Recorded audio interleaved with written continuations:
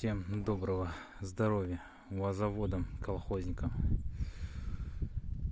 В общем, такая ситуация. УАЗ Хантер,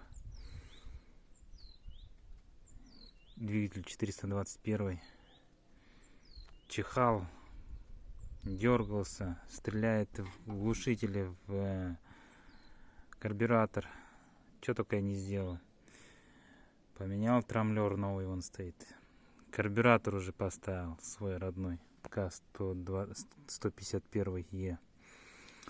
В общем, чихает уже. И трамблер уже посмотрел. Думаю, в чем проблема тоже. Ну и решил залезть посмотреть клапана, регулировку. В общем, один толкатель вот такой оказался. Ну, то есть он прослабленный. Клапан до конца не открывался, выпускной. Вот, в общем, болтался он так вот, стоял вот так вот, болтался. И не открывал.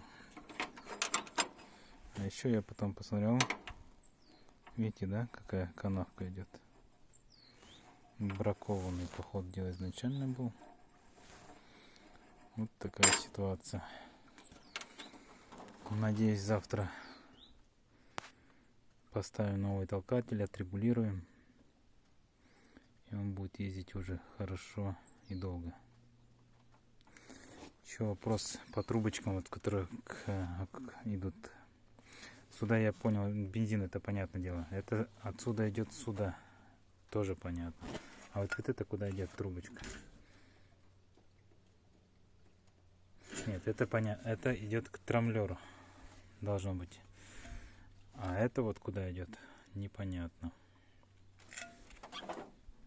Подскажите схему, куда что подключается, правильно или неправильно.